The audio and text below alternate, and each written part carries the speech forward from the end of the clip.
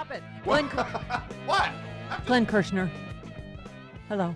Steph, good morning. Stephapalooza. Yeah. Glenn, I'm scared. You must hold me this morning. Yeah. Okay. This is okay. This is more than anybody can get their arms around this morning, isn't it? I don't, I read, was it Lawrence Tribe's tweet? Because I know we feel like, the word's overused. Lawrence Tribe said, this truly looks like treason in all but the narrowest possible sense. If confirmed, it's utterly devastating. It points to an enemy of the nation sitting in the White House. This cannot stand if we are to survive as a sovereign constitutional republic. So our intelligence agencies briefed Congress, as is the law, right, that we are under ongoing attack by a hostile foreign government. And Trump not only said, shut up for saying that, you're fired for saying that. I mean, isn't that in his oath to protect the United States against all enemies, foreign and domestic? Is this not an ongoing attack against America?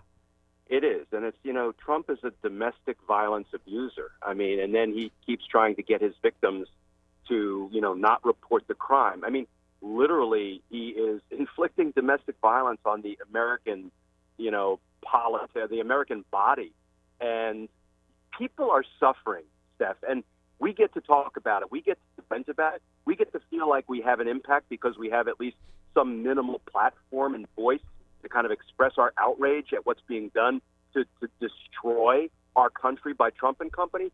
But people out there are suffering real anxiety and depression. And we know that anxiety kills. It corrodes us from the inside. Trump and the Republicans are inflicting that on the American body, on the American people every day. So, I mean, at some point it has to end. How, when, under what circumstances, I don't know, but it's got to end. You just said yes. We have scandal overload and outrage fatigue. We seem to be waiting for one galvanizing event to motivate us into acting, organizing, marching. The time is now. I mean, any other presidents? I was like yesterday. We didn't even get to that. Jean Carroll has DNA on her dress, and Trump, like Clinton, should have to give DNA. Right? This is a rape. I mean, it's. So, of course, he's arguing that, of course, unlike, right, that case was already decided, by the way, that a sitting president can be sued. Clinton was. But this is every norm and every Donald Trump is a king. He doesn't have to abide by any rule or law. I mean, I just don't understand, Glenn, this whole party. So apparently the Republicans on the committee erupted and argued with the intelligence agencies, right?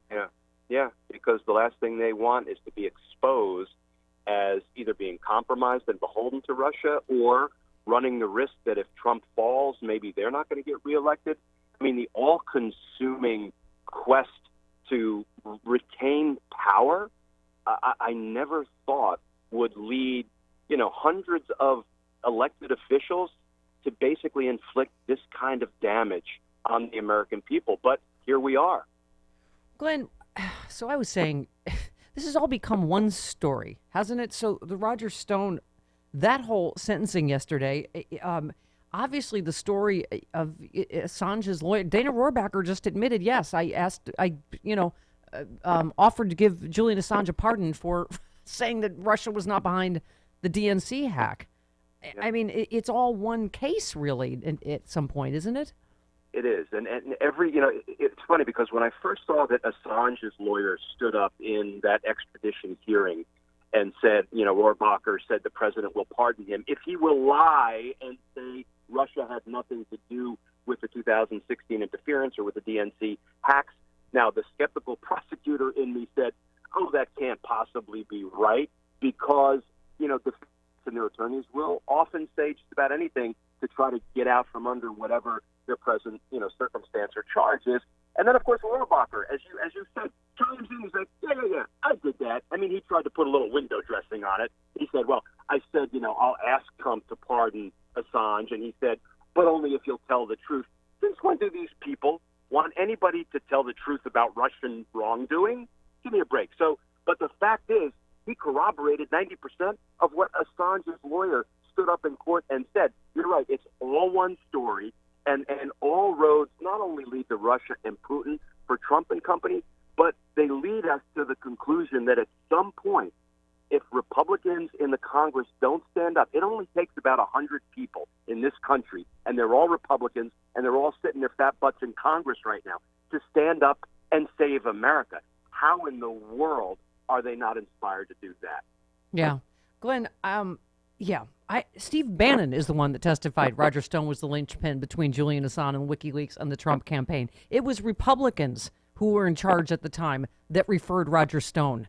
As the judge said, this is not a partisan whatever. This is Republicans that were in charge when he lied to Congress. And so you tweeted, if Trump now pardons Roger Stone, it will be indisputably and arguably and undeniably and defensively corrupt.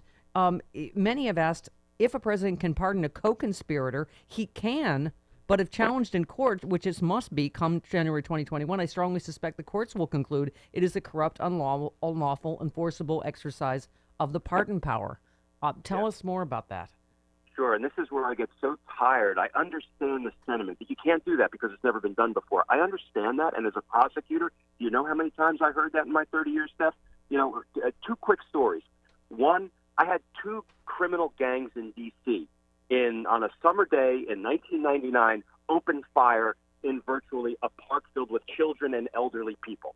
And they couldn't shoot straight, so they couldn't hit each other, but they sent a stray bullet ripping through the back of a grandmother named Helen Foster L. as she was trying to shepherd some very young children to safety. I said, I'm bringing murder charges against everybody in both of those gangs that just caused this death of this grandmother. And everybody said, you can't do that. There's no law in the District of Columbia that allows you to do it. I said, watch me. Well, guess what? We did it. We won convictions. It went up on appeal. And the District of Columbia Court of Appeals announced that they accepted and adopted our theory of urban warfare liability for homicide cases in D.C. If I had accepted you can't do that as an answer, we wouldn't have that important law enforcement tool. And it wasn't just me. It was about 100 people working together as a team to make that happen.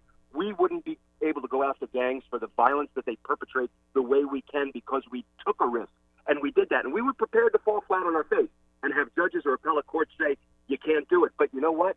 You don't know until you try. And that's why we can undo criminal pardons. We can undo corrupt pardons. We just have to try. Well, thank you. That's what you texted Travis. You're tired of people saying it can't be done. We don't have time for that right now. You also tweeted, let's see, a president offering an official act granting a pardon on a thing of great personal value to that president, a lie to exonerate Putin and Russia in connection with the DNC hack. What is that called again? Oh, yes, bribery. And by the way, Judge Jackson nailed it in this, right? The money line you said when talked about what motivated Roger Stone's conduct. Mr. Stone, you didn't stand up for the president. You covered up for the president. So that's obviously what puts Trump at least in a corner legally, right? That, of course, he wasn't. This is something that benefited him. So if he pardons him, right, this is not an unrelated Rod Blagojevich ridiculous pardon, right?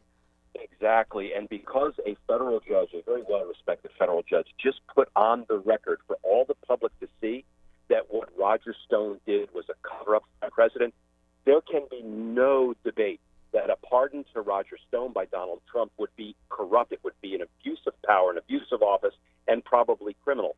We just have to bring that charge. It's going to have to be in January of 2021 when we have a law-abiding president and a law-enforcing attorney general, and then you charge that pardon as what's called an overt act in a conspiracy against the United States.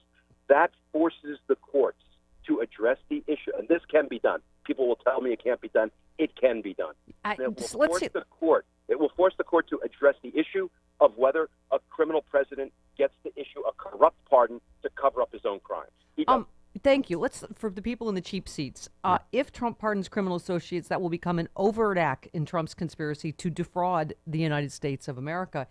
Barb McQuaid made an interesting point. Stone is the one reason Mueller was unable to complete his work. Without obstruction, he may have found conspiracy. That's the other wrinkle of this whole thing and why Trump is trying to purge anyone that ever worked in the Mueller probe from the government. He's trying to purge anybody that will give Americans the correct intelligence. I mean, it is terrifying. And a lot smarter and more circumspect than I am. And when she draws our attention back to the fact, Mueller didn't find no conspiracy or no collusion.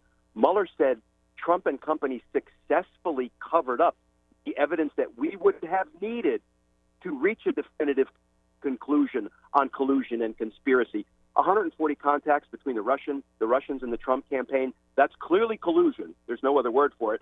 And I suspect if Mueller had been allowed to conduct a full and fair investigation, he also would have found a conspiracy. Yeah. Yes. And then your last one, you said Trump is now attacking a juror in the Stone case. Trump is engaged in an all-encompassing scorched earth carpet bombing of every aspect of our criminal justice system, agents, prosecutor, judges, jurors. This, Senate Republicans, is your handiwork. I mean, they own all of this, don't they? They do. And, it's are they going to stand up, or are they going to let the country continue to circle the drain until, there's nothing left?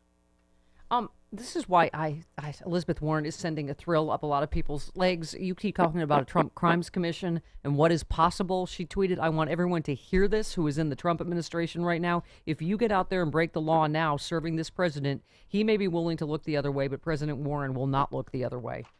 She said that last night at the CNN thing. She's really showing me something, I got to tell you. And I liked her performance. I liked her taking the gloves off.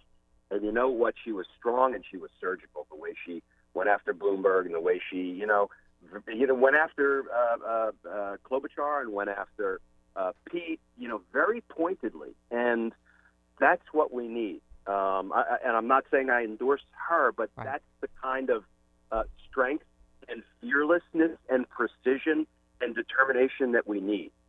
Well, Glenn, I think part of it is just...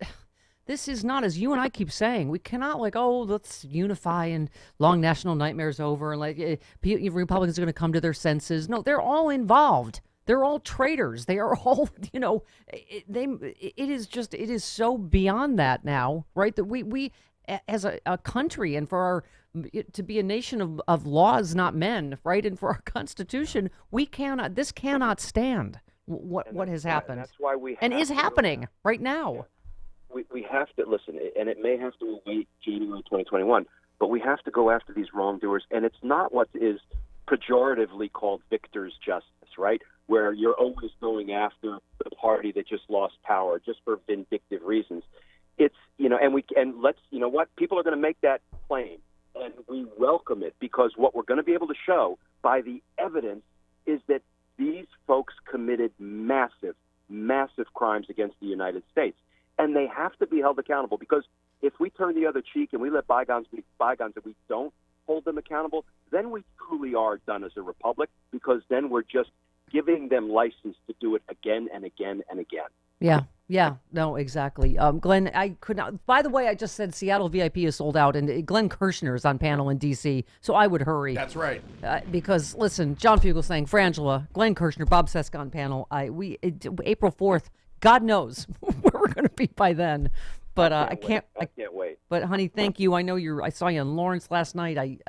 People are just you are literally keeping some people just hanging on with your patriotism and your clarity on these moral and legal issues of our time. So I love you so much. Thanks so much, Glenn. Love you, Steph. We're going to win this thing in the long run. Yeah, we are. # justice is coming.